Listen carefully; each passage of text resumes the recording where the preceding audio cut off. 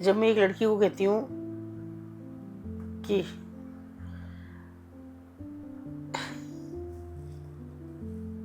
तुझे मैं एक दिन निकाल दूंगी यहाँ से, तू मेरा साथ दे बस।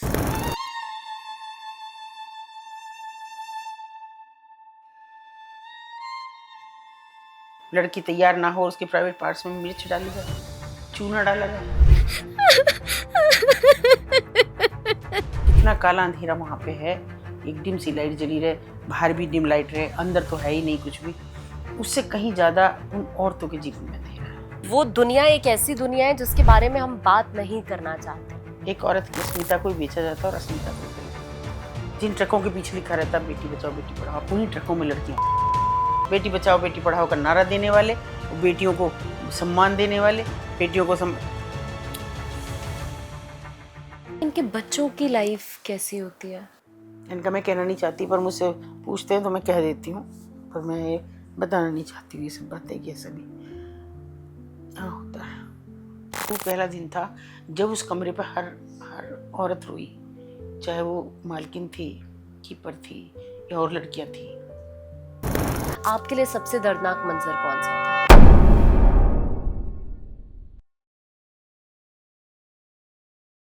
Hello and welcome. आज के इस एपिसोड में हम बात करेंगे एक ऐसी दुनिया के बारे में जिसके बारे में हम बात करने से खुद डरते हैं, जिसके बारे में हम सोचने से डरते हैं। अंधेरी दुनिया की हम बात करेंगे। वो दुनिया जहां की इमेजिनेशन ही लोगों को बहुत टेंशन देती है, दर्द देती है, सोचने पर मजबूर कर देती है। आज हम बात करेंगे रेड लाइट एरिया के बारे में, उस दुनिया के बारे में जिसकी इमेजिनेशन भी आप नहीं करना चाहते हैं, जहां सिर्फ और सिर्फ दर्द, मजबूरी और सब कुछ एक साथ बसा हुआ है। आज उस दुनिया के बारे में हम बात करेंगे। आज हमारे साथ इस एपिसोड में अतुल शर्मा मैम हैं, जिन्होंने उस अंधेरी दुनिया से बहुत सारी लड़कियों को निकाला है। मैम, सबसे पहले आपका स्वागत करती हूँ। मैम, वो दुनिया एक ऐसी दुनिया है जिसके बारे में हम बात नहीं करना चाहते हैं, हम डरते हैं उस दुनिया के बारे में सोचने से भी, लेकिन आपने उसको बहुत करीब से देखा है। उसकी असल सच्चाई क्या है? क्या वो सच में हमारी इमेजिनेशन से भी परे है क्या? देखो, पहली बात तो ये है आकांक्षा कि हम डरते नहीं हैं उसके बारे में, हम जानबूझ के इग्नोर करते हैं, अवॉइड करते हैं हर उस चीज़ को। कि जैसे हमारे घर में कोई एक बच्चा ख़राब निकल जाए तो हम दुनिया से नहीं कहते उसके बारे में।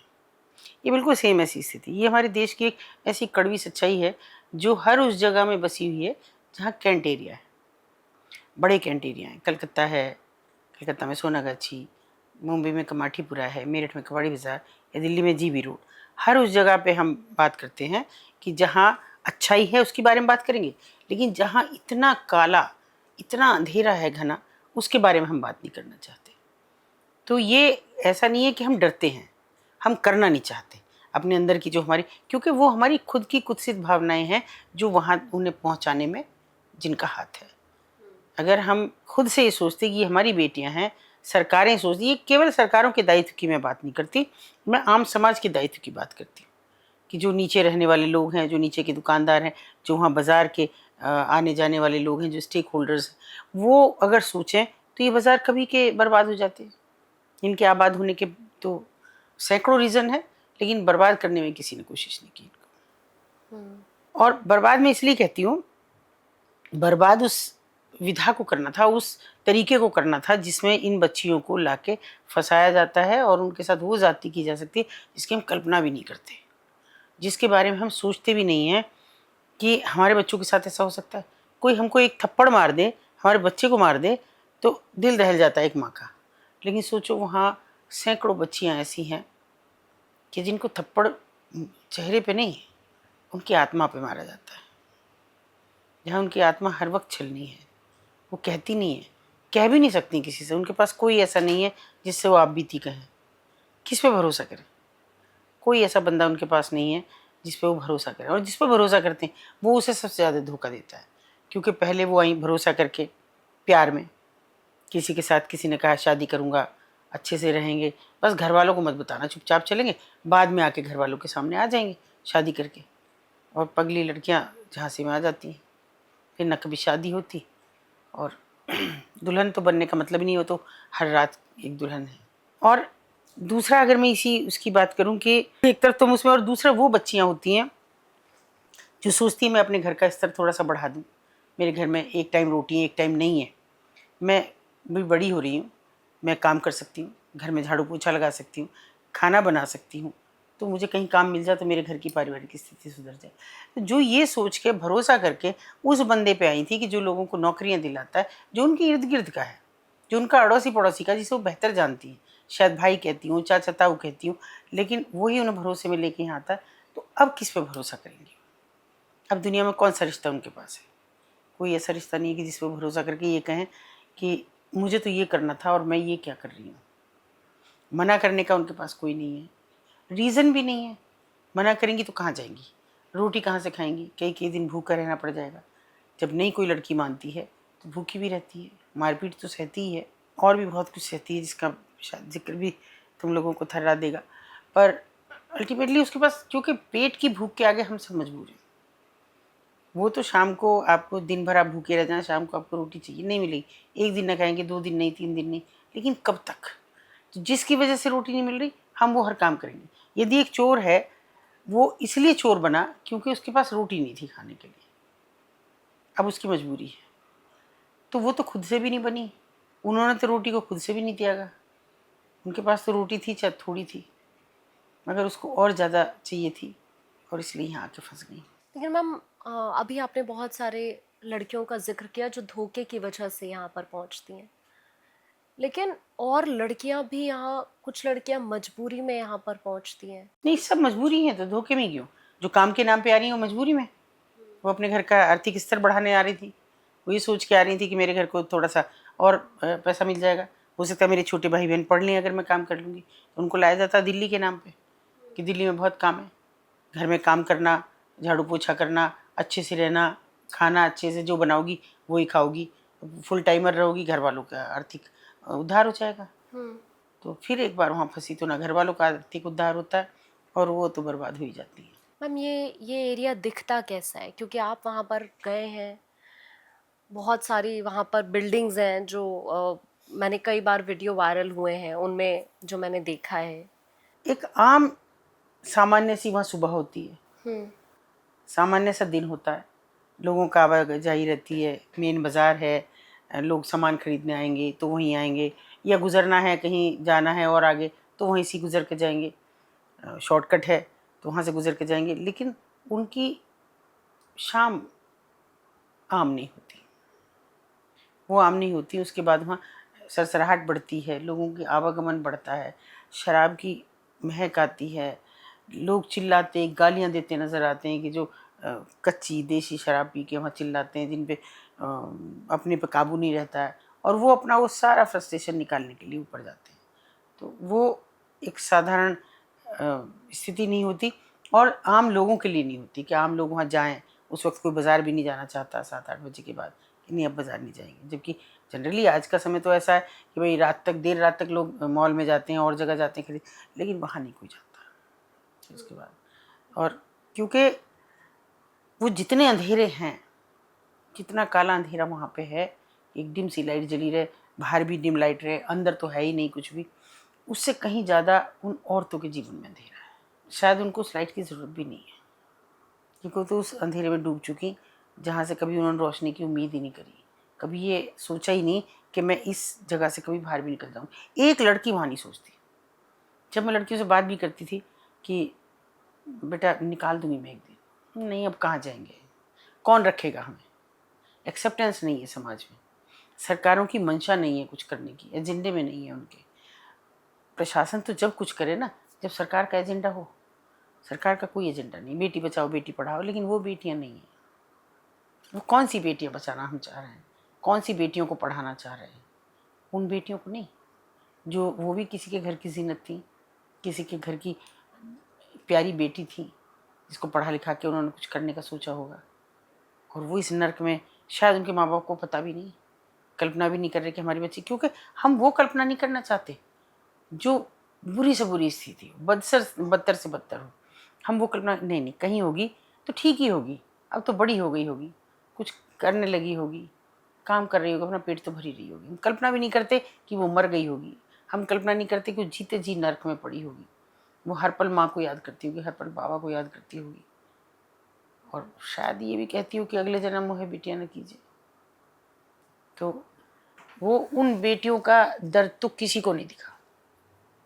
जब हम विश्व गुरु बनने की बात करते हैं तो मुझे बड़ी हंसी आती है। ये विश्व गुरु बन रहे हैं, हमारी बेटियां नर्क में पड़ी हैं। एक तरफ वो बेटियां हैं जो लग्जरी जुटाने के लिए जा रही हैं, जिनको एक रात के 50-50 हज़ार रुपये ले रही हैं, बड़े होटल्स में जा रही हैं, और सुबह उनको branded phone, branded shoes, branded कपड़े ये सब खरीदने हैं। और एक वो जिनके पास 250 से 300 रुपये भी वो उनके अपने नहीं होते, और 10 से 15 कस्टमर उनको एक रात में निपटाने होते हैं ताकि वो रोटी खा सकें, ताकि वो अपने बच्चे से मिल सकें एक बार, और अगर दूध मुँह आए तो उसको दूध पिला सकें। इसके लिए सिर्फ वो उन्हें झेलती हैं, उनकी जाति झेलती है। कौन है वो? जो रिक्शा चला के आया है, पंचर लगा के आया है, पेंट करके आया है, जिसके हाथ भी नहीं धुले, बास से पूरा शरीर महक रहा है, जिसने शायद ज़िंदगी में कभी दांत में मंजन भी ना किया हो, और वो सुंदर से सुंदर लड़की छांटना चाहता है। वो जिस्म को छू के देखना चाहता है कि कौन ज़्यादा गुदाज है, मैं उसको लेके जाऊँ। किसकी हम बात करते हैं? बेटी बचाओ, बेटी पढ़ाओ। अगर पढ़ने से ही बेटियाँ बच जाती ना, तो सैकड़ों पढ़ी लिखी लड़कियाँ वहाँ बर्बाद हो गई, जो किसी के प्यार में फंस के आई, शादी की उम्मीद करके आई और माँ बाप को धोखा दे के आई, और अब हर दिन धोखा खा रही हैं।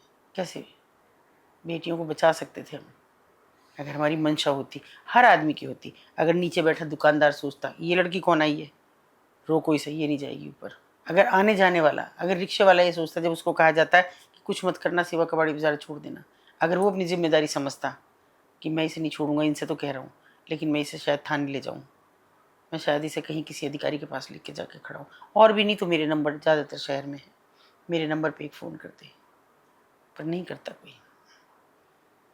क्योंकि हर किसी की छोटी छोटी उम्मीदें जुड़ी हुई हैं वहाँ पे। एक रिक्शे वाला छोड़ के आएगा, आम सवारी उसको देगी 50 रुपये, 20 रुपये, 30 रुपये। वहाँ उसको एक लड़की ले जाने के अगर 500 रुपये मिल जाए, 1000 रुपये मिल जाए, तो वो क्यों बताएगा? एक जो मोची है, जो और दूसरे बार बार है, और भी हैं, चाय वाले हैं, वो क्यों बताएंगे? जाए, लड़की जा रही है तो हमारा पैसा बंधा है। क्योंकि अगर एक कस्टमर मेरे यहाँ खड़ा होके सामने वाले कमरे पे अगर उसकी बात चल रही है, इशारे चल रहे हैं, और उसके बाद सेटिंग हो गई और वो चला गया, तो 10 रुपये उसके भी हो गए। बहुत छोटी सी रकम दिखती है 10 रुपये, लेकिन दिन भर में अगर उसके यहाँ 10 कस्टमर हो गए तो उसको 100 रुपये बिना कुछ किए हो गए। उसे कोई सामान बेचना नहीं है, कुछ नहीं करना, फिर भी 100 रुपये उसकी जेब में किसी की देह को बेच के आ गया। और ये पूरा जो व्यवसाय है, ये ना कोई चीज़ बिकती है, ना कोई खरीदी जाती है। एक औरत की अस्मिता को बेचा जाता है और अस्मिता को खरीदा जाता है। और इस फ्रूटली, इस बुरी तरह से कि जब उसकी केवल उसकी अस्मिता ही छिन्न भिन्न नहीं होती, उसकी आत्मा भी छिन्न भिन्न होती है। जब एक स्त्री ये सोच के अपने पति के साथ भी इनकार करती है कि नहीं तबीयत ठीक नहीं, या आज मैं पीरियड्स से हूँ, वो कोई मना ही नहीं है। वहाँ का मिथक है अपना कि पीरियड्स के टाइम उनको और प्लेजर मिलता है। किसकी बात आप करेंगे? हम जानना नहीं चाहते। लोग मुझे आज भी फ़ोन कर करके भी धमका रहे हैं इन पॉडकास्ट के ज़रिए, आप क्यों ये सब बातें करनी है? क्योंकि हम कबूतर की तरह व्यवहार करते हैं कि बिल्ली सामने, लेकिन कबूतर आंख बंद कर लेता कि अब मैं बच गया। नहीं बच रहे हम। आज किसी और की बेटी है, कल हमारी बेटी है। जिन ट्रकों के पीछे लिखा रहता है बेटी बचाओ बेटी पढ़ाओ, आपने कहीं और लिखा देखा है ट्रकों के अलावा? उन्हीं ट्रकों में लड़कियां चली जाती हैं, आपको पता भी नहीं लगता। कैसे कलकत्ता से दिल्ली आ जाती लड़की, दिल्ली से बम्बई चली जाती है कैसे कोई लड़की, कैसे मुंबई से मेरठ आ जाती है, कैसे नेपाल से via Tanakpur, via Madwadi, via Sonauli border लड़की कांटों की तार पार करके आ जाती है और फिर गायब हो जाती है। हाँ, हैं कुछ लोग जिन पे अभी कुछ टिका हुआ है, जैसे बॉर्डर सिक्योरिटी फोर्स के लोग लगातार पैनी नज़र रखते हैं कि कोई लड़की इस तरह से ना चली जाए, और चली गई कुछ सामान बेचने की तो वापस आ रही है कितनी देर में। या रेलवे पुलिस है, रेलवे प्रोटेक्शन फोर्स है, जो पूरी मुस्तैदी के साथ ह्यूमन ट्रैफिकिंग पे नज़र रखे हुए हैं, मगर और सब ने आंख बंद कर रखी है। कोई बोलना नहीं चाहता, कोई कहना, इस पर चर्चा नहीं सुनना चाहते लोग। ये मैं आप लोगों को सबको सैल्यूट करती हूँ, साहस किया आपने कि इस आवाज़ को दूर तक पहुँचाने की आप लोगों ने कोशिश की है। पहल की है। मैं इसीलिए, मुझे सब कहती भी हैं कि अब मना नहीं कर रही किसी को, नहीं करती हूँ मना किसी को भी, क्योंकि मैं ये आवाज़ ही पहुँचाना चाहती हूँ कि आपको शर्म आनी चाहिए कि उन गंदे बजबजाती नालियों में वो कीड़ों की तरह पड़ी हुई हैं लड़कियाँ। शर्म आनी चाहिए। बात मैं केवल मेरठ की नहीं कर रही, मैं जीबी रोड की कर रही हूँ। और थैंक्स टू ऑल पॉडकास्टर्स जिनके ज़रिए मेरे पास ऐसी सूचनाएं भी आ रही हैं। कुछ लोग वीडियो बना के भेज रहे हैं, जीबी रोड की भेजी, देखिए रात होती है यहाँ की क्या हालत है। वो कम से कम 30-35 साल की महिला है, फिर भी वो इतना सा वो पहन के बेचारी इतना सही करके रिक्शे वाले तक को रोक रही है, क्योंकि भूख उनको सताती है और कोई रास्ता नहीं है उनके पास। मुझे जब लगता लोग है मैम कहते इनको रुपए भी ज्यादा नहीं मिलते 250 से 300 रुपये बस एक कस्टमर के। एक कस्टमर के, इससे ज़्यादा कुछ नहीं। ये भी बड़ी जद्दोजहद के बाद वो 500 से शुरू करेंगी, और वो भी वो नहीं करती हैं, उनका भी वो मालकिन करेगी।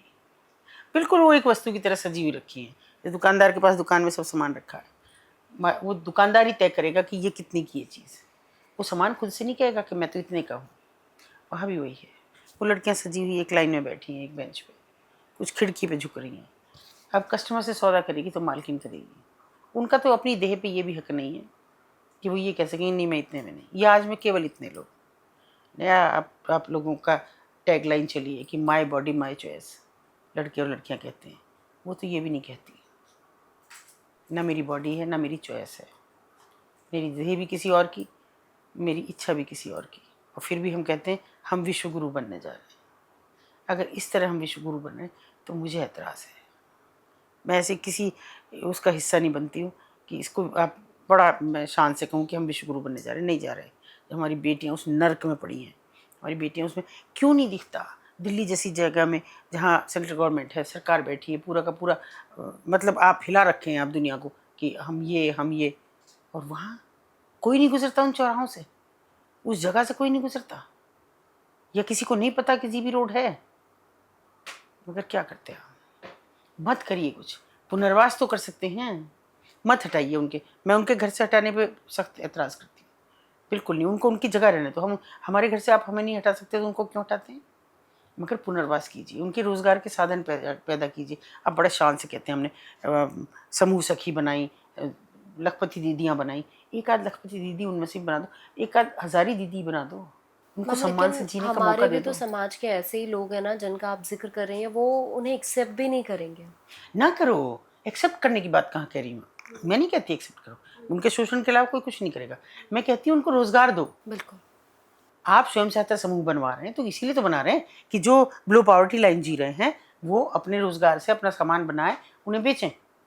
मगर आप उनके लिए कुछ नहीं, जबकि माननीय सुप्रीम कोर्ट तय कर चुका था कि इन ट्रेड में इनको ट्रेनिंग दी जाए, उसके बाद ये बैंक इनको लोन दें और फिर ये काम करेंगी।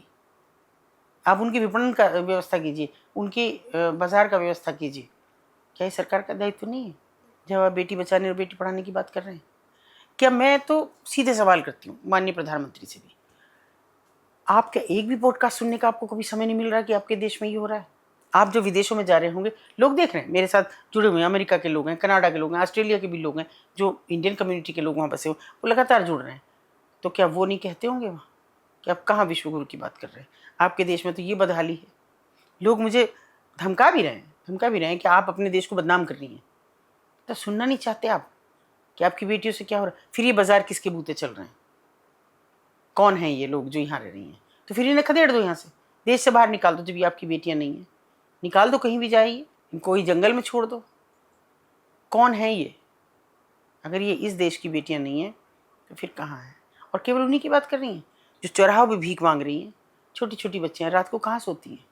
उनके पास घर नहीं है, फुटपाथ पे लेट गई, वो कहीं किसी पन्नी का बने हुए एक झोपड़ी में लेट गई। वहाँ उनका शोषण नहीं है? आपको लगता है कि नरपिशाच वहाँ नहीं है?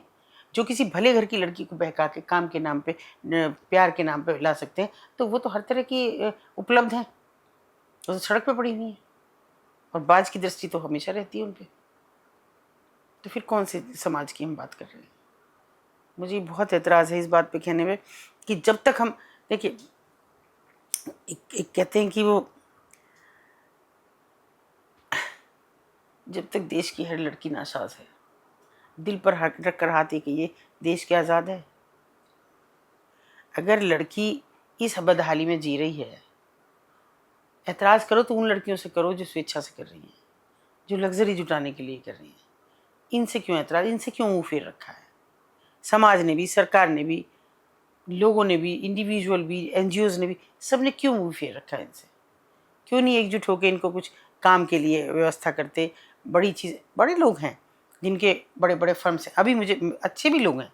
अभी अभी तुम्हारे पास जब बैठी हूँ मैं, मुझे किसी का मैसेज आया कि दीदी मेरे शेल्टर होम में अभी भी जगह है, कोई भी दीदी आना चाहे तो उसे भेज देना। तो ऐसे भी लोग हैं कि जो चला रहे हैं इनको, और शायद उन्हीं के लिए टिका हुआ है। ऐसे भी लोग हैं कि जो मुझे विदेश से भी लिख रहे हैं कि हम 1-2 लड़की को तो रख सकते हैं, काम पे रख सकते हैं, अपनी फैक्ट्री में रख सकते हैं। हाँ, मैं करती हूँ, मैं छुपाती भी नहीं हूँ। मैंने कुछ जगह ये प्रयास किया है कि अपनी लड़कियों को ट्रेनिंग दी, जो रेस्क्यू भी की, और वो मॉल्स में अब महिला गार्ड रखी जाती हैं। तो कुछ लड़कियाँ मेरी काम भी कर रही हैं, मॉल्स में कर रही हैं गार्ड की तरह। मैं उनका नाम इसलिए नहीं लेती हूँ कि फिर वो पहचान आदमी सूंघता है कौन है वो, तो ये नहीं बताऊँगी कि कहाँ पे हैं, लेकिन है मेरी कुछ बच्चियाँ काम कर रही हैं। आप भी थोड़ा सा ऐसा प्रयास करते, सरकारें ये प्रयास करती, तो क्या इन बच्चियों को रोज़गार नहीं मिलता? क्या ये उस धंधे को नहीं छोड़, ये क्या खुद से है वहाँ? छुड़वाना तो उनसे छुड़वाओ जो स्पा सेंटर कर रहे हैं, जो मसाज पार्लर्स कर रहे हैं, जो आपके ओयो होटल्स कर रहे हैं। कोई नहीं सुन रहा कि मैं ओयो होटल लगातार कह रही हूँ, और सबको पता है कि ओयो होटल में क्या हो रहा है। 2-2 कमरे के मकान है किसी के पास, एक में फैमिली आ रही, एक में ओयो होटल चल रहा है। ये कैसी जगह? तो देखिए आकांक्षा, मैं बस इतना कहूँगी, उसकी बदहाली के बारे में अगर आप बात करना चाहो, दिल पे हाथ रखना होगा कि हम जिंदा हैं या मर गए। अगर हम भावनात्मक रूप से किसी को नहीं महसूस कर पा रहे तो फिर हम जिंदा नहीं है, फिर हम, ये ज़िंदगी भी नहीं है फिर कुछ। हम अपने लिए जी रहे हैं, और अपने लिए जिए तो क्या जिए। मैं तो फिर भी ये आप सबसे करूँगी अनुरोध कि आपके ज़रिए, आपकी बातचीत के ज़रिए, कि कम से कम एक बार तो करिए उनकी तरफ मुँह। मुझसे मत कहिए कि हम उन्हें रोज़गार देना चाहते हैं, सरकार से सवाल उठाइए। मेरा आप सबसे ये अनुरोध है, सरकार को चिट्ठी लिखिए, आप उनके जितने भी पोर्टल्स हैं उन पे लिखिए, रिट दायर कीजिए, उनके पुनर्वास के लिए एक आवाज़ तो उठाइए कम से कम। मैं कब कहती हूँ कि आप उन्हें घर में अपने नौकर रख लो? नौकर लगने तो वो आई थी और भेज दिया उन्हें बाजार। और परसों पहले गुलजार साहब ने कहा था कि औरत ने जन्म दिया मर्दों को, मर्दों ने उसे बाजार दिया। यही मर्द तो हैं जिन्होंने माँ बहन बेटी सबको बाजार दिखा दिया। और अब भी अगर आपने बाजार को नहीं निकाला तो शर्म करिए अपने पर। बेटी बचाओ बेटी पढ़ाओ का नारा देने वाले, बेटियों को सम्मान देने वाले, बेटियों को अदम गोंडवी साहब कह गए कि बेटे को राजा कहें भैया कहें सम्मान दें, बस चले तो बेटियों को जान से ही मार दें। कहाँ आप बात कर रहे हैं कि बेटी बचाओ बेटी पढ़ाओ? उन बेटियों को तो एक बचा कर, एक तो उनका हाथ पकड़ता कोई बाहर तो निकलता। हाँ, मैं सैल्यूट करती हूँ उन लड़कों को जिन्होंने शादियाँ की हैं, जो दिल से, जिन्होंने मेरे से आके कहा कि मैं उससे प्यार करता हूँ, मेरी शादी करा दो। ऐसी बहुत लड़कियों की शादी हुई हैं और सुरक्षित सेफ ज़िंदगी जी रही हैं। ऐसी भी लड़कियां जिनकी आइडेंटिटी छिपा के मैंने शादी की है, और उसे उनके ही पड़ोस के लोग मुझसे कहते हैं, ये नहीं मैंने बताया कि कौन है, कि हमारी भी शादी करवाना वहाँ से जहाँ से आपने इसकी कराई। इतनी अच्छी लड़की है, इतना काम करती है और हंसती रहती है हर समय, क्योंकि उन्हें हंसने का मौका ही नहीं मिला। तो एक हंसने का मौका तो दीजिए, एक बार आके सबके बीच में कहने का तो मौका दीजिए अपनी बात, कि उन्होंने क्या झेला है। इमेजिन कर सकते हैं कि एक लड़की तैयार ना हो और उसके प्राइवेट पार्ट्स में मिर्च डाली जाए, चूना डाला जाए, और वो मर जाए तड़प के। क्या सोचती होगी वो बेटी इस समय उसके साथ वो जाती होती है, जब उसको ऑक्सीटॉक्सिन लगाया जाता है, जब उसको वो लगाया जाता है कि उसकी सेक्सुअल डिज़ायर इतनी हायर हो जाए, इतनी हाई पे हो जाए कि वो ज़बरदस्ती आदमी के पीछे जाए। क्या उसकी अंतरात्मा भी कहती होगी कि तुम इसके पीछे जाओ? उसका शरीर उसकी तरफ खींचता है, उसकी आत्मा रोती है उसमें, मैं क्या कर रही ये हूँ। सब वहाँ पर होता है। ऑक्सीटॉक्सिन, दूसरे तरह की ड्रग्स जो आपकी इच्छाओं को इस तरह कर दे कि आप चाह के भी अपने आप को ना रोक सकें। लेकिन कि जी रहे हैं, हम बहुत खुश हैं, रात को चैन से सोते हैं, खाना खा के सोते हैं, अगले दिन की कल्पना करते हैं। उनके पास कुछ नहीं है। हो सकता है एक दिन रोटी भी ना मिले, 4 आज कस्टमर कम रह गए तो तुम्हारे खाने में कटौती हो जाएगी, नहीं मिलेगा खाना, क्या करेंगे? और दूसरी जगह दे दिए, पुलिस का दे दिया, जो भी है उनका दे दिया, स्टेक होल्डर्स का दे दिया, ब्रोथल ऑनर का दे दिया, ब्रोथल कीपर का दे दिया, अब वो कहाँ से रोटी खाएगी? आज नहीं, आज उसके पास कहाँ से देगी? तो मैं बस इतना ही कहूँगी कि इस बदतर ज़िंदगी से तो अच्छा भगवान मुझे तो कभी जीवन मत देना। अगर कोई पुनर्जन्म होता हो, मुझे तो कीड़े मकोड़ों की योनि में भी मत पैदा करना। मैंने वो ज़िंदगी देखी 31 साल कि जो पल पल दहलाती है, हर रात ही सोच के सोती हूँ आज कुछ नहीं, लेकिन अगले दिन कुछ नया देखती हूँ। और अब उससे ज़्यादा दुख होता है जब उन बच्चियों को देखती हूँ जो अच्छे घरों की हैं, माँ बाप ने बड़ी उम्मीदों के साथ पढ़ने भेज रखा है, और वो हाथ में सिगरेट है, शराब का गिलास है, खुलेआम, और वो जी रही हैं बढ़िया ज़िंदगी, लग्जरी जुटा रही हैं। कहाँ से? क्या पैसे? क्या माँ बाप शराब और सिगरेट के लिए पैसा दे रहे हैं? नहीं ना। तो उसके लिए भी जुटाए जा रहे हैं, बेहतरीन खाना खाने के लिए, बेहतरीन कपड़े पहनने के लिए, रात को क्लब्स में जाने के लिए, सबके लिए तो पैसा चाहिए। कौन हुई खराब औरतें? वो कि जिन्हें हमने किसने नाम दिया उन्हें? जब जिस समय भगवान ने पैदा किया तो 3 जेंडर्स हम पैदा किए, स्त्री पुरुष और किन्नर। उसको हम मान्यता दे देते हैं क्योंकि वो भगवान ने पैदा किया, और जिनको हमने पैदा किया उनको हमने वेश्या कह दिया। उनका नहीं है कुछ भी हमारे लिए। कहीं है उनका आरक्षण? करिए मांग, लोग कहें कि उनको भी आरक्षण दो जो मजबूरी का शिकार होकर वहाँ पड़ी हुई है। ये मत कहो कि ये तो निकलना ही नहीं चाहती। कौन ऐसा उस नर्क से ना निकले कि जहाँ रोज उसको इंजेक्शन लग रहे हो, जहाँ रोज उसे 15 आदमी के साथ सोना हो? कौन उस जिंदगी को जीना चाहेगा? क्या उन सीढ़ियों पर कोई अपने आप चढ़ता है? कोई नहीं चढ़ता उन पे। लेकिन एक बार चढ़ गए तो उतरना नामुमकिन है।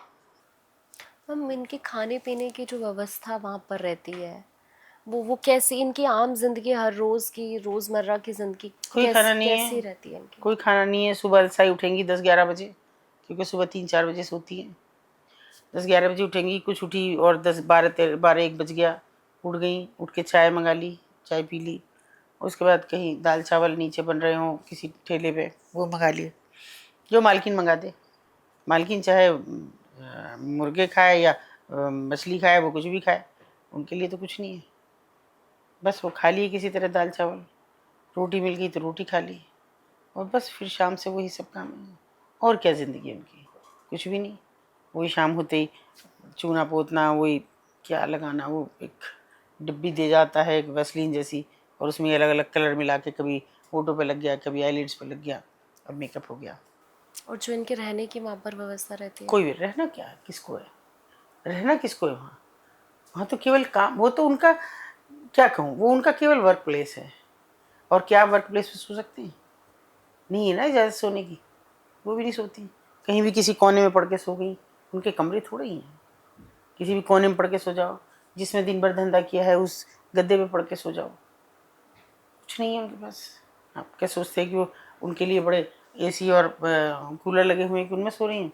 एक पंखा चल रहा है एक हॉल में, पड़ी हैं वो जहाँ तहाँ ऐसी, थक के 4 बजे 3 बजे, कुछ नहीं है उनके पास। मैम अभी एक मूवी भी आई थी हीरा मंडी, तो क्या वो जो मंजर उस मूवी में दिखाया देखिए, गया है? वो हाँ। वो दौर था जब तवाइफी दौर था, तब मुगल थे, तब वो उस दृष्टि से जाते थे कि गाना सुनना है, मुजरा देखना, पैसा भी होता था, ऐसा नहीं है कि पैसा नहीं होता था। मगर आज के दौर की वो बात नहीं, आज के दौर की बात है तो गंगूबाई बहुत हद तक, अब मैं तो कहती हूँ 90% गंगूबाई, बहुत रिसर्च करके बाद उन्होंने बनाई है, बिल्कुल वो सच है कि इसी तरह से वहाँ पर पीड़क आते हैं जो सडिस्ट हैं, मारते हैं, पीटते हैं, काटेंगे, क्योंकि जितना लड़की चिल्लाएगी उतना उनको प्लेजर देगी। वो कोई उनके लिए प्यार का साधन नहीं है, वो उन्हें कमज़ोर पे ताकत की आजमाइश का साधन है। वो एक कमज़ोर बाज, चिड़िया बाज के पंजों में फंसी होती है उस समय, वो जो चाहे करे, हर कुछ करने का उसे अधिकार होता है।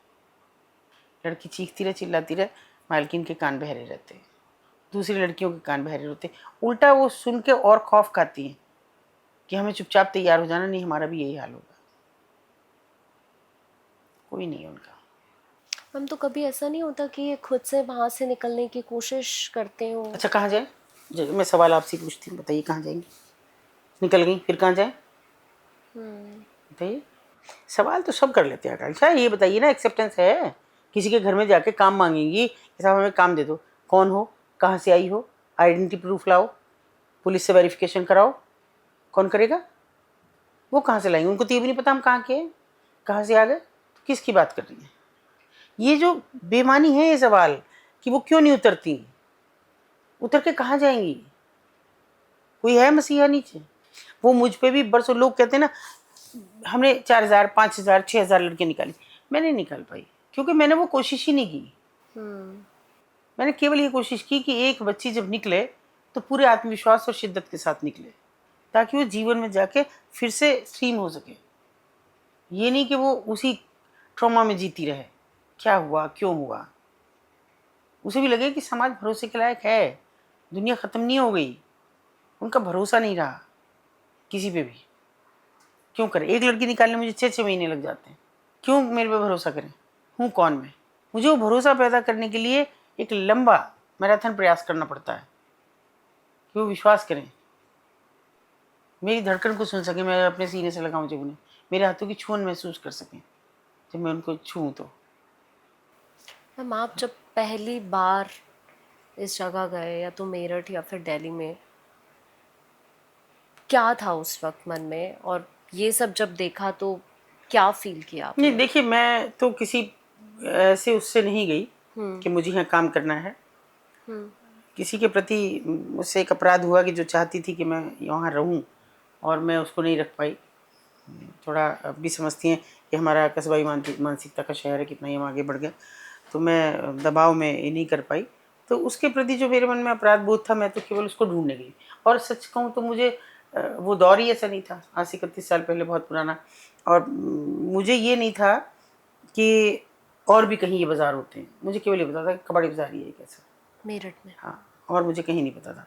तो मैं तो केवल उसको ढूंढने गई जिसके प्रति मैंने अपराध किया, और फिर लौट नहीं पाई कभी, क्योंकि वो तो नहीं मिली, उस जैसी तो हज़ारों लड़कियां मिली।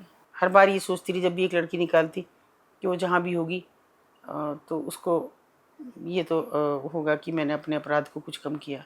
और अभी मैं आप सबको धन्यवाद इसलिए करती हूँ कि आप लोगों के ज़रिए अभी रिसेंट में 1-1.5 महीने पहले मुझे पता लगा, इतने बरस नहीं ढूंढ पाई जिस शख्सियत को मैं, कि अब उनकी आगरा में डेथ हुई है। और मुझे किसी ने फ़ोन करके कहा कि जिनकी बात आप कर रही हैं उनकी आगरा में उन्होंने सांसें पूरी की हैं, और लगभग 75 ईयर्स की वो हो रही थी उस समय। तो वो भी मेरे लिए सुकून का पल था, क्योंकि वो इस नर्क से मुक्त हो गई, और शायद ये कह के हुई हूँ कि फिर कभी ना हो इस दुनिया में। तो वही बदहाली थी, पर इतना बुरा हाल नहीं था उस समय जब जाना शुरू किया। मतलब बहुत ह्यूमन ट्रैफिकिंग का इतना वर्स्ट रूप नहीं था जो आज है।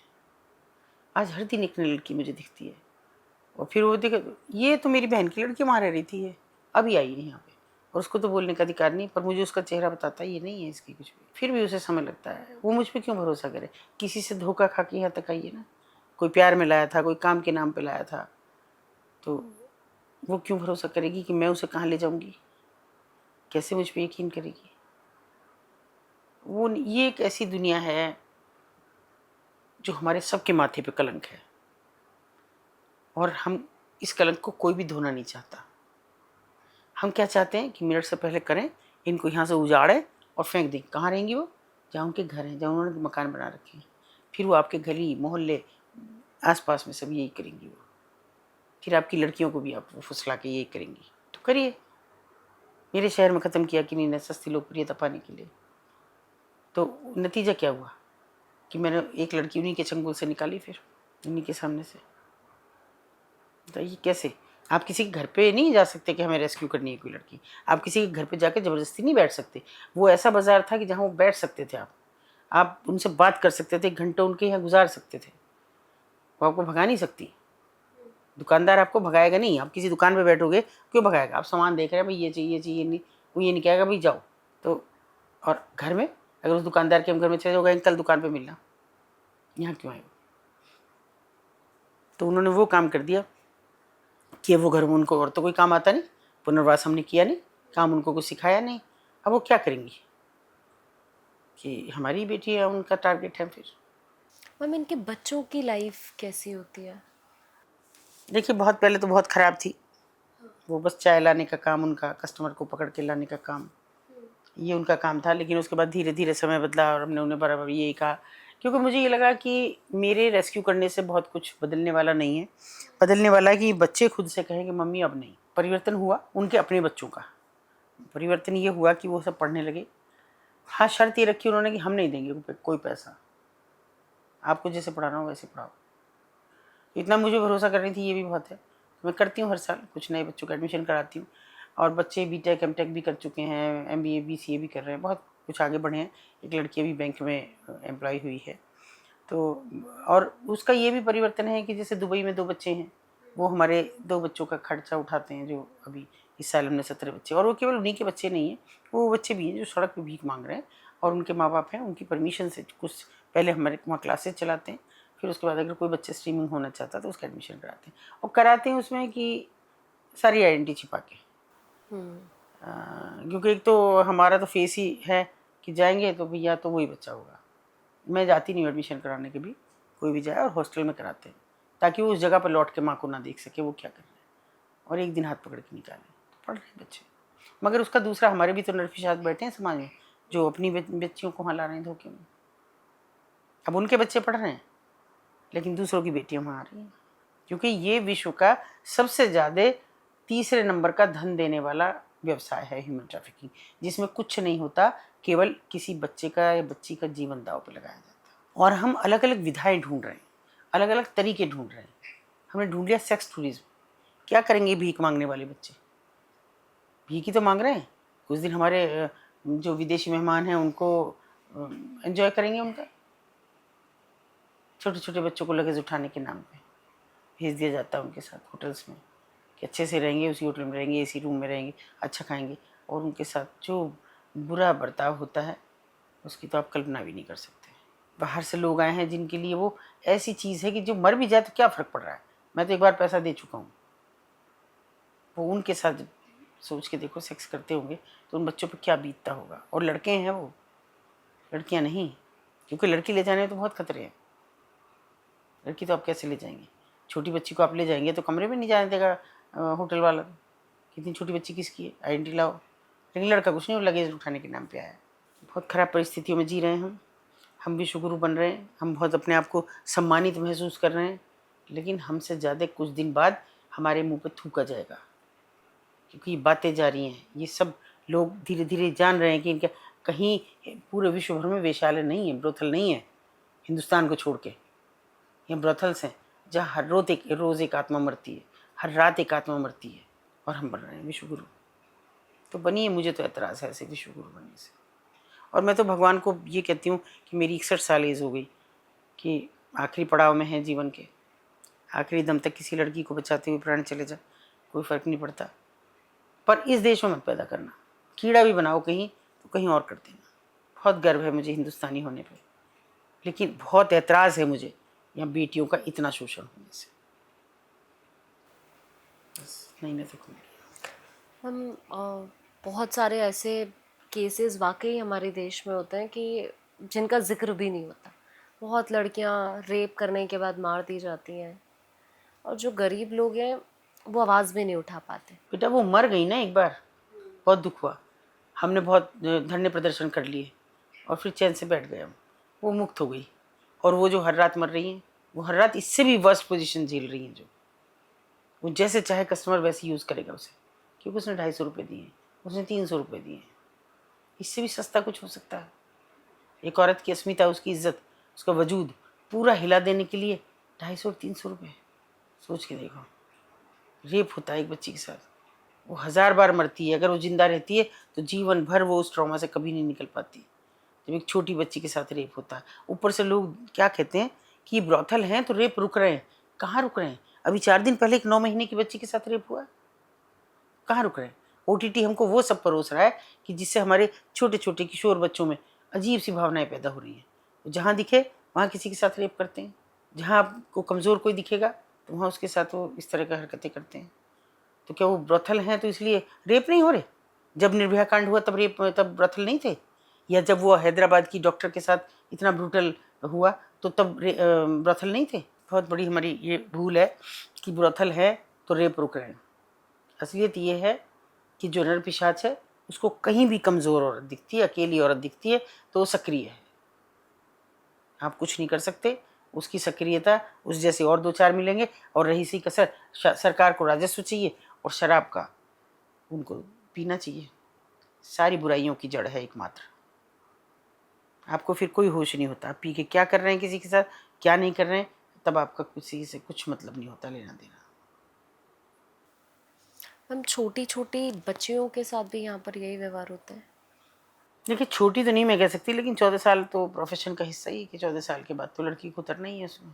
ऑक्सीटॉक्सिन दे के उनके अंग बड़े किए जाते हैं, उसके बाद धंधे में उतार दी जाती है। मैंने जैसे अभी कहा कि ऐसा ड्रग्स दी जाती है जिससे वो खुद से ही कहती हैं कि मेरे साथ है, ये करो।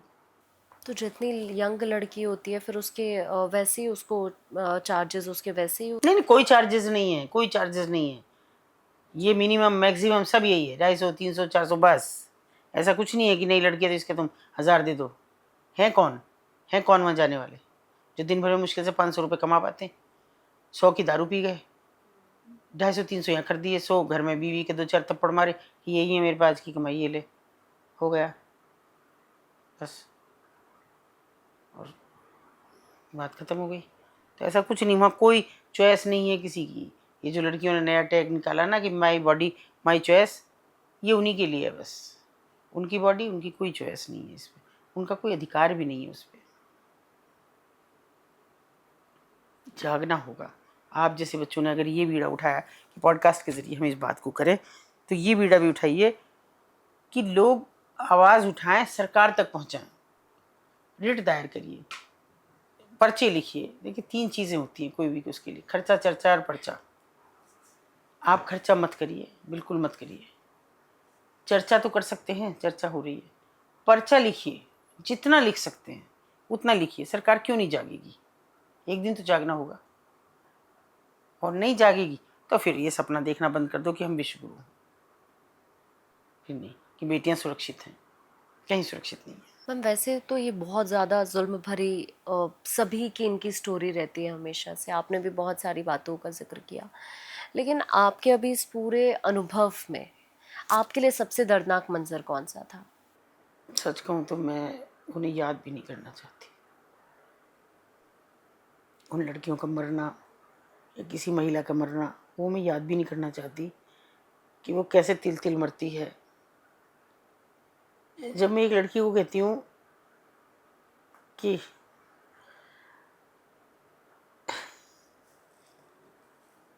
तुझे मैं एक दिन निकाल दूंगी यहाँ से, तू मेरा साथ दे, बस हिम्मत कर, तो उसने कहा अब निकाल के क्या करोगी, तब से क्या कर रही थी? मैंने कहा बेटा मैं तो पहले दिन से कह रही हूँ। नहीं, तब से क्या कर रही थी? मैंने कहा कब से? जब मुझे कोई उठा के यहाँ लाया था। मैंने कहा बेटा मुझे नहीं पता लगा तुम्हें कब लाए, मैं तो तुम्हारी तरफ हमेशा देखती थी, तुमने तो नहीं देखा मेरी तरफ। बेटा मैं तो हमेशा देखती थी, तुमने ही मुझे कोई इंडिकेट नहीं किया कि तुम मुझसे कुछ कहना चाहती हो। मैंने कहा मैं हमेशा कहना चाहती थी पर अब नहीं कहूँगी। मैंने कहा बात तो बताओ क्यों नहीं कहोगी? कुछ तो हुआ होगा ऐसा कि जिसको तुम नहीं, मतलब कहना चाहती थी लेकिन नहीं कह रही थी। तो उसने कहा देखो मैं आज सबके सामने कहूँगी ये बात, तुम सुनोगी? मैंने कहा हाँ मैं सुनूंगी। तो चलो मैं वहाँ चलती हूँ छज्जे पे, जो खिड़की है उनकी। पता नहीं मैंने कहा क्या कहने वाली, मैं अंदर से इतना घबरा गई थी कि मुझे समझ ही नहीं आ रहा था कि ये लड़की क्या कहेगी। और जब उसने चिल्ला के सबसे कहा ना कि मैं सारे बाजार वालों को कह रही हूँ कि एक बार सामने आओ, मुझे कुछ कहना है, मेरा हाथ कस के पकड़ रखा, मुझे इन्हें भी बताना है। खड़ी रही मैं चुपचाप। मैंने उससे कहा अभी, मैं कहा बेटा अब बस बहुत हुआ, अब नहीं तुम्हें कुछ कहना है मुझे यहाँ कहो। कि नहीं मैं अब सबके सामने। और वो बाजार ऐसा छोटी बात होती है तो तुरंत भीड़ इकट्ठा होती है, बहुत सारे धीरे धीरे लोग जुटने लगे। मैंने एक दूसरे कहा भी जाओ यहाँ से, अपने वॉलंटियर से कहा कि सबको कहो कुछ नहीं हो रहा जाओ। लेकिन लोगों को उत्सुकता जागी, हो गए इकट्ठे। तो उसने कहा कि आप ये कह रही हो ना कि मैं क्यों नहीं निकलना चाह रही थी। मैंने क्यों नहीं कहा, मैं आज बताती हूँ। मैं कैसे निकलूँ? मेरा तो मुझे बाप बेच गया, मेरे बाप ने मुझे बेचा यहाँ, और वो समझता है कि मुझे नहीं पता कि उसने मुझे बेचा। मैं 3 साल की थी, मेरा पापा मुझे यहाँ छोड़ गया, और उसने बस उसके बाद मेरी कभी खैर खबर नहीं ली। वो क्या करता रहा मुझे नहीं पता, पैसे लिए नहीं लिए मुझे नहीं पता, पर मैं इतनी छोटी भी नहीं थी, 3 साल की भी, कि मैं पल पल उस आदमी को देखती थी जो मुझे छोड़ के गया।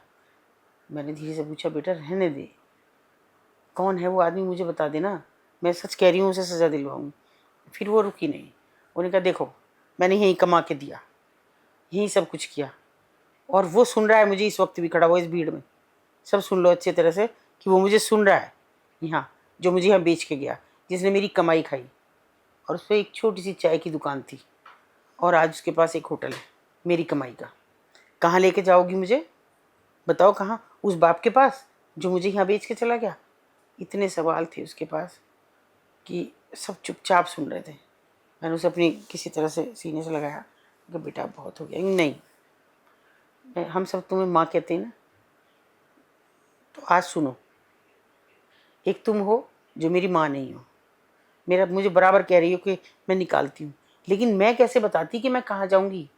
माँ तो मेरी थी नहीं, और बाप मुझे यहाँ बेच गया। और फिर उसने ऐसे कर कहा ना कि आज इनमें है, अगर मैं उसका नाम दे दूँ तो शर्म से मर जाएगा। और इतना कहकर उसने मेरा हाथ पकड़ा, वो हट गई वहाँ से।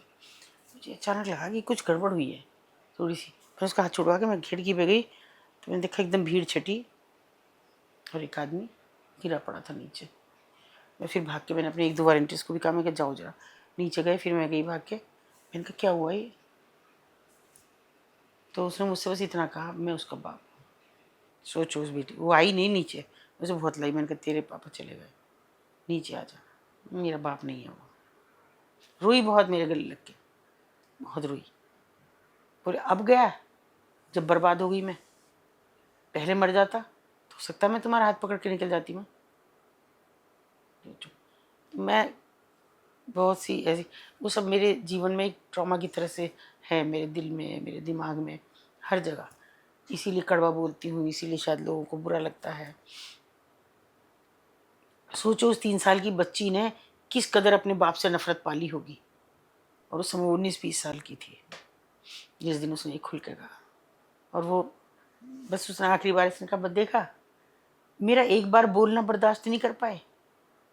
मैंने तो 20 साल छुपा के रखा दिल में ये। और वो पहला दिन था जब उस कमरे पर हर हर औरत रोई, चाहे वो मालकिन थी, कीपर थी, या और लड़कियां थी। वो पत्थर की तरह बैठी, बस मेरे गले तो बहुत लग के रोई। एक बार उसने कहा, बस इतनी सी बात, थोड़ा तो सुन लेता, आके मेरा हाथ पकड़ लेता। ऐसी सैकड़ों कहानियां हैं आकांक्षा, जिनको मैं कभी याद भी नहीं करना चाहती, जिनको याद करके भी मेरे मतलब मैं अंदर से अच्छा नहीं महसूस करती। बस आज भी है वो वहाँ, अब थोड़ी बड़ी है, उम्र दराज है, मैं उससे कभी निगाह नहीं मिला पाई। उसके बाद किस मुँह से? मुझे ये लगता हमेशा, ये सोचती होगी कि इन्हें सब पता है, और मैं सोचती हूँ कि ये सोचती होगी कि मेरा ये कुछ भी नहीं कर पाई, काश मेरा कुछ करती। तो वहाँ के तो काली सच्चाई को मत जानो तो वही अच्छा है। जो देख लिए वो जिंदा हैं, पर जिंदगी नहीं है, और जो नहीं देखे वो सुन के नहीं सो पा रहे। बहुत बच्चे मुझे करते हैं, एक ऑस्ट्रेलिया से एक लड़की ने किया, मैं सो नहीं पा रही हूँ कई दिन से। इनका मैं कहना नहीं चाहती, पर मुझसे पूछते हैं तो मैं कह देती हूँ, पर मैं ये बताना नहीं चाहती हूँ ये सब बातें कि ऐसा भी हाँ होता है। फिर भी हम कह रहे हैं कि बेटी बचाओ बेटी पढ़ाओ। लेकिन मैम आज वाकई हम उस दौर में हैं जहाँ पर इन बेटियों की वाकई बहुत कम बात होती है, और आप जैसे लोग हैं जिनकी वजह से एक आस एटलीस्ट इनके मन में होती है। लेकिन आपने अभी ये स्टोरी जो बताई है इमेजिनेशन से भी परे है। लेकिन मैम आप पर भी ट्रस्ट करना इन लोगों के लिए तो बहुत मुश्किल होता हाँ, मैं होगा, तो और कह ही आपके रही लिए भी हूँ, बहुत बड़ा चैलेंज ही होता बहुत होगा मैं कि इसीलिए तो कह रही हूँ कि मैं तो नहीं निकाल पाई बहुत सारी लड़कियाँ, क्योंकि मुझे तो 6-6 महीने एक लड़की को कन्विंस करने में लग जाते हैं। वो भी चोरी से करनी पड़ती है, मालकिन के सामने तो नहीं कर सकती ना। उनकी भी चोरी देखनी पड़ती है, कब वो है कब नहीं है, कब लड़की को मैं अपना फ़ोन नंबर दूँ, कब उससे बात कर पाऊँ। तो बड़ा चैलेंजिंग होता है, इतना आसान नहीं होता। और मैं तो मुड़ के देखती हूँ तो मैं 30 साल में अगर इसको मैं क्या सोचूं, 5 लड़की भी औसतन मैं 1 साल में नहीं निकाल पाई। तो बहुत मैं इसे कोई ये नहीं मानती मैंने कुछ किया, क्योंकि मैं वो नहीं कर पाई जो मैं करना चाहती थी। मैं चाहती थी कि कभी फिर कोई लड़की इनमें ना फंसे, लेकिन कहाँ तक उन नरपिशाचों को ढूंढा जाएगा जब तक सरकारों की मंशा ना होगी, लोगों की ना होगी, समाज की ना होगी। और मैं तो इतना ही कहूँगी कि आवाज़ उठाओ बस, आपके पॉडकास्ट के ज़रिए, आप सब लोगों के ज़रिए, यूथ के ज़रिए, कि जितना एक कुछ भी नहीं कर सकते तो अब पोर्टल हैं, प्रधानमंत्री का भी, मुख्यमंत्री का, पोर्टल पे ये 4 लाइन हर रोज़ लिखेंगे, कभी तो देखेंगे, कभी तो पढ़ेंगे कि लिखिए इन बेटियों के लिए कुछ। अगर इतना आप कर सकें तो ज़रूर परिवर्तन होगा कुछ ना कुछ। बिल्कुल मैम, और सभी को इनिशिएट लेना भी चाहिए, सबको लेना चाहिए। लेकिन मैम, आपने इस जगह को बहुत देखा है, बहुत पढ़ा है, उनके बीच आप रहे हो। जब एक नई लड़की इस जगह पर आती है, उसके लिए ये सब एक्सेप्ट करना। मैंने बताया तो अभी आपको, हम्म। इतना आसान कैसे नहीं एक्सेप्ट करेगी। क्या है रास्ता, क्या है कि उसके इंटरनल पार्ट्स में मिर्चें डाली जाए, उसको चूना डाला जाए, या अनगिनत अनगिनत बार उसके साथ रेप हो, दिन भर, रात भर, 2 दिन, 3 दिन, 4 दिन, और उसे कहीं जाने का रास्ता नहीं दिख रहा, उम्मीद की कोई किरण नहीं है उसके पास, कैसे?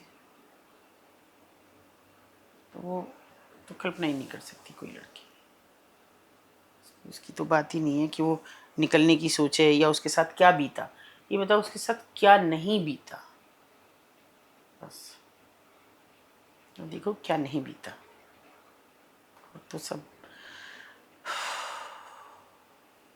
मैम, आप एनजीओ चलाते हैं, आपकी फैमिली ने कभी कोशिश नहीं की आपको कि आप रुक जाइए? आपको धमकियां भी कई बार मिल चुकी हैं, लोग आपको रोकने की कोशिश नहीं, मुझे करते तो हैं। मार ही दिया था, धमकी क्या, मैं तो पूरे शरीर में रॉड है, लोहा है, अभी तो ऐसे ही सब कहते हैं। पहले तुम कहती थे आपको आयरन लेडी, अब हो ही गई हो, अब इतना लोहा लगा हुआ शरीर में। तो ये तो कोई मेरी फैमिली, मैं कहूँ काश ऐसी फैमिली सबको मिले। मेरे भाई कुछ समय नाराज़ रहे मुझसे, 7-8 साल तक बात नहीं की, लेकिन मेरे इन लॉज ने कभी मुझे वापस लौटने को नहीं कहा। मेरे सास ससुर, मेरे हस्बैंड, बस ये रखा कि ये दायरा हो कि जब तक हमारे सबकी शादियाँ नहीं हो जाती, मतलब मेरे 2-3 देवर, एक ननद, इनकी शादियाँ नहीं हो जाती तब तक थोड़ा सा। लेकिन फिर मैंने एक तय कर लिया था, मैं आप मेरी फैमिली को कोई पहचानता भी नहीं है, क्योंकि मैं कमज़ोर पड़ती उस वक्त जब मेरी फैमिली को नुकसान होता। मेरी फैमिली को कोई नहीं पहचानता, मेरी नज़दीकियों के अलावा, मेरे ऑफिस स्टाफ के अलावा और कोई नहीं पहचानता। ना मैं कभी किसी से मिलवाती हूँ, ना कभी मैंने किसी के सामने आने दिया। तो आपके साथ कुछ हैपनिंग हुई थी? हाँ, मुझे मेरा एक एक्सीडेंट किया गया, एक दूध का टैंकर चढ़ा दिया था गाड़ी पे, और वो बस फिर काट के निकाला गाड़ी में से। तो ये सब जो हाथ टूटे हुए हैं, ये पैर सब टूट गए थे सब, बहुत लगभग 60-1.5 साल तक बिस्तर पे रहे। मैम, उस टाइम भी नहीं लगा कि अब? नहीं, उल्टा ये लगता रहा कि पता नहीं कौन लड़की फंस गई होगी, जा नहीं पा रही हूँ। लेकिन मेरे साथी बहुत अच्छी हैं, सभी बेहतर महिलाएं हैं कि वो जाती रहीं, बताती भी रहीं कि ऐसा नहीं हो सकता, कुछ छुपाती भी रही हूँ, इन्हें दुख होगा अगर कुछ ऐसा, लेकिन मैं भेजती रही बराबर, जाओ, जाना ही होगा। वो तो नहीं, मैं कभी पीछे आया ही नहीं मन में। ऐसा नहीं, मैं ये नहीं कहूँगी कि मतलब अरे नहीं मेरे तो वहाँ डर लगा, मुझे लगा ही नहीं, पता नहीं क्यों भगवान ने क्या कर दिया था, क्या कर दिया है मुझे नहीं पता। डर जैसी कोई चीज़ कभी आई नहीं, मुझे लगा वो तो दुनिया की सताई हुई है, मुझे क्या डर लगेगा वहाँ उनसे। लेकिन मैम, जैसे आप वहाँ पर गए तो आपको मिलने दिया गया इन लड़कियों से? नहीं, मैंने कहा ना कि एक एक लड़की को 6-6 महीने लग जाते हैं मुझे कन्विंस करने में, समझने में, आई कांटेक्ट बनाने में। पहले तो आई कांटेक्ट के जरिए जाऊँ ना कि ये लड़की थोड़ा सा रुझान दिखा रही है, कैसे, किसी से पूछ सकती हूँ क्यों भाई निकलेगी, मुझे मार नहीं देंगी वहीं, तो वो नहीं। बहुत से रिस्क तो ऐसे हुए कि उनको पता भी नहीं कि ये मैंने किया। ऐसे भी है जो चुपचाप कराए, उतार लिया लड़की को नीचे कि तू एक पल के लिए आते, जो थोड़ी आउटडेटेड हो गई थी और जिनका अब नहीं था कुछ, उन पर भरोसा जम गया था, तो ऐसे ही निकाल दी। शादी जिनकी की उनको कह दिया कि नीचे उतरो बस, फिर मैं जानूँ।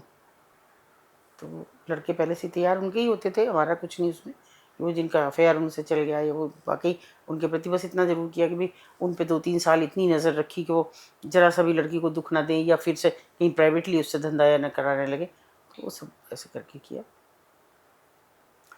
इतना आसान कहाँ है। अब इतना मैं बता रही हूँ कि ये पहले दिन रेस्क्यू करूँ, वो मुझे 1000 गालियाँ दें और अगले दिन मैं फिर जाती हूँ उसी जगह पे खास तौर पे, और कि दी फिर आ गई तुम, फिर करोगी कुछ। मैंने कहा कुछ नहीं करूँगी, चाय तो पिला दे, कल नहीं पिलाई, आज तो पिला दे, कल से आज तक बिना चाय क्यों होगी, बात ख़त्म कर देती हूँ। वो भी जानती हैं कि तुम्हें नुकसान कभी नहीं पहुँचा रही है। बस एक बच्ची के जीवन को जरूर बचाने की कोशिश करती हूँ, उन्हें नुकसान नहीं पहुँचाती, क्योंकि मेरे लिए तो वो भी बुरी नहीं है। वो किसी की बच्ची को उठा कर नहीं ले जा रहे हैं, बच्ची को तो हमारे इर्द गिर्द का ही आदमी उठा रहा है ना, इसलिए मैं उन्हें बुरा नहीं मानती। मेरे लिए तो वो भी अच्छी औरतें हैं और वो लड़कियां तो हैं ही जमाने भर की सताई हुई। मैम, आपका 30 साल से ज़्यादा का अनुभव हो चुका है, 36 साल आपको लगता है कि पहले के अकॉर्डिंग ये चीज़ें अब ज़्यादा अब ज़्यादा हो गई, हाँ, अब ज़्यादा हो गई हैं। वहाँ तो बदहाली ज़्यादा हुई है, क्योंकि बिल्कुल लोअर क्लास का आदमी जाता है जिसकी जेब में 250-300 मुश्किल से ही है, वो कभी कभी आउटडेटेड लड़की मांग लेता कि 150 ले लेना, तो इसका तो चलेगा, इसके पास तो ग्राहक ही नहीं आते, उसे केवल अपनी फ्रस्ट्रेशन निकालनी होती है। और बाहर तो दुनिया बहुत खुली हो गई है कि माई बॉडी माई चॉइस, पैसे, लग्जरी, फ़ोन, ब्रांडेड चीज़ें, इन सब के लिए वो किसी के भी पास जाती हैं, होटल्स में जा रही हैं, स्पास के ज़रिए जा रही हैं, मसाज पार्लर्स के ज़रिए जा रही हैं, तो चल रहा है। और ऐसा कसर OTT आपकी पूरा कर रही है। OTT आपको सब परोसता है, फिर आप की इच्छाएं जागृत होती हैं, फिर आप कहीं की कहीं जाती हैं, जाते हैं। तो बदल नहीं रहा है कुछ भी, कुछ नहीं, क्योंकि फिर मैं वही दोहरा रही हूँ कि सरकार की मंशा नहीं है, कुछ लोगों को खड़ा होना होगा और ये सवाल खड़ा करना पड़ेगा कि क्यों है ये ब्रॉथल्स ही क्यों है, किसने बसाया, और अगर है आपने मान्यता दे रखी है तो फिर रहना दो उनके हाल पे। जिस भी चीज़ की हमने डिमांड की, जैसे हमने कहा, बोले ऐसे आवागमन कैसे रुकेगा, हमने कहा रुक जाएगा, आप ऐसा करो सबको एक एक आई कार्ड जारी करो। बोले ये लीगल नहीं है, अच्छा चलो हम देंगे, हम संस्था की तरफ से एक कार्ड देंगे।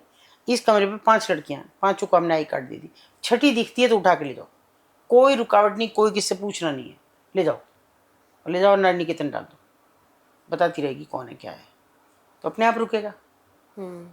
लेकिन नहीं, ये नहीं हो सकता। लेकिन मैम इस देश के तो चाहे वो आप शासन स्तर पर ले लीजिए, प्रशासन स्तर पर ले लीजिए, देश का 99% लोग जानते हैं उस जगह के बारे में। और ऐसा भी नहीं है कि आज मैं CM पोर्टल पर डाल दूं, PM पोर्टल पर डाल दूं, अवगत तो मैम सभी है ना इन सब चीज़ों से। नहीं हैं, लेकिन वही मैं कह रही हूँ कि आवाज़ तो उठानी होगी, आप ना डालें। मैं कह रही हूँ, मैं एक लेटर आपको देती हूँ, आपके इर्द गिर्द 10 लोग हैं, 10 लोग तो साइन कर सकते हैं, बिल्कुल 10 से मैं करा रही हूँ, 20 लोगों का गया, उन 20 लोगों से आपकी अब आप एक एक आदमी से कराइए, 40 लोग होते हैं, ये तो एक चेन है, आप उस चैन को तो जोड़ सकते हैं। 50 लोग तो करके भेजिए, कल 1000 भी होंगे, 2000 भी होंगे। मैं देखिए बड़ी बातें करने वाले, आप बात कर रहे हैं पर्यावरण की, पेड़ बचाओ, रोज कट रहे हैं, सड़कें नंगी हुई पड़ी हैं, आप कह रहे हैं बेटी बचाओ, बेटी रोज शोषण हो रहा है, तो क्या कहना चाहते हैं आप? ये कहना चाह रहे हैं कि जिस बात को हम कहना इसे बचाओ वही बर्बाद करनी है। कहाँ है पर्यावरण? थोड़े दिन बाद आप गोलियां खाएंगे, रोटी नहीं। खेत हैं कहीं, खलिहान हैं कहीं, खत्म हो रहे हैं। जब मेरठ जैसे शहर से खत्म हो रहे हैं तो ये तो दिल्ली और नोएडा हैं। वही बात लड़कियों की है, क्यों ये बाजार आज तक बंद? ये तो खुद ही बंद हो जाते हैं अगर लड़कियां ना आती, अगर ट्रैफिकिंग ना होती, ह्यूमन ट्रैफिकिंग जैसा वर्स्ट ना होता। 5 स्टार 7 स्टार होटल्स में मीटिंग्स होती हैं, मैं गई हूँ, मुझे एतराज़ है उनका भी, मैं उन मीटिंग्स में गई हूँ, वैदिक विलेज जैसी जगह में हुई है। फिर मुझे लगा ये सब बेमानी है, मैं नहीं चाहूँगी। मैंने बरसों पहले छोड़ दिया, कैसी कितनी बड़ी मीटिंग में बुलाओ, मैं नहीं आऊँगी। जो बात आप मुझे बताने जा रहे हो तो मैं जानती हूँ, धरातल पे आओ ना, खड़े हो ना वहाँ, और आवाज़ उठाने के लिए उनकी ज़रूरत नहीं है। आप अपने 100-200 बड़े लोग खड़े हो जाएं, तब भी काफ़ी है। सदन में आवाज़ उठा मत करिए, एक मेरे शहर का सांसद खड़ा कर दो, एक मेरे शहर का विधायक खड़ा कर दो, वही आवाज़ उठा दो। नहीं उठाएंगे। आप इन मुद्दों पे बात तो करके देखो, नहीं उठाएंगे। इन पे तो कोई बात ही नहीं करना चाहता है। किसकी जानकारी में नहीं है ये होटल? सबकी में है वहाँ क्या हो रहा है, एक आवाज़ नहीं उठती। घंटों के हिसाब से कमरा मिल रहा है। ऐसा क्या काम है कि घंटे के लिए ले रहे हो तुम? इसलिए मैं तो देखो निराश में बिल्कुल नहीं हूँ, अपने जीते जी भी नहीं हूँ, मरूंगी कुछ करके ही, ये तय है। और मैम हम उम्मीद करते हैं कि अभी तक आपने बहुत सारी लड़कियों को वहाँ से निकाले, और हम उम्मीद यही करते हैं कि और लोग आपके सपोर्ट में आएं और वो आपकी हेल्प करें, खुद भी इनिशिएट लें, और शायद हम किसी की ज़िंदगी को बहुत बढ़िया तो नहीं बना सकते, बट उनकी ज़िंदगी और बर्बाद होने से उससे तो बचाएं, बचा बदतर होने से तो बचा सकते हैं। अच्छी मत बनाओ, मैं नहीं कह रही, बर्बाद होने से बचा लो बस। बिल्कुल। और हम सभी से गुजारिश भी यही करते हैं कि कम से कम एक बार आगे आकर एक छोटा सा स्टेप तो एटलीस्ट उठाइए। और बात ये नहीं है कि आप पोर्टल पर डालें मैं डालूं, क्योंकि कोई कागज लिखने की जरूरत नहीं। आप मैं एक टैग लाइन देती हूँ, उस टैग लाइन को कम से कम शेयर करके तो उस पर डाल सकते हो। या लाके तो देखिए एक बार, इंस्टा पे लाके देखिए, आपके और भी एक्स चल रहे हैं उन पे, जिन पे ये लोग भी रहते हैं बड़े लोग, उन पे देख लिखिए कि पहले ये करो तब बात करो विश्व गुरु बनने की, पहले ये करो तब बात करो बेटी बचाओ बेटी पढ़ाओ करने की। इतना तो कर सकते हैं। तो सरकार कॉग्निजेंस तो लेगी कि ये क्या हो रहा है, बदनामी हो रही है, क्योंकि उस पर इंस्टा पे भी दुनिया भर के लोग रहते हैं। मैं तो अब समझती हूँ इस बात को, मैं बहुत टेक्निकल नहीं हूँ, कि इंस्टा पे लोग मुझसे अमेरिका, ऑस्ट्रेलिया, कनाडा सब जगह से संपर्क कर रहे हैं, तो वो भी तो सुनेंगे ना कि क्या हो रहा है ये, तो एक आवाज़ उठाने की ज़रूरत है। बिल्कुल। और हम उम्मीद करते हैं कि जो भी लोग इस पॉडकास्ट को हमारे सुनेंगे, कम से कम वो आगे आकर कुछ तो इन बेटियों के लिए, महिलाओं के लिए ज़रूर करेंगे। Thank you so much ma'am, आपका प्रीशियस टाइम आपने हमें दिया। Thank you so much.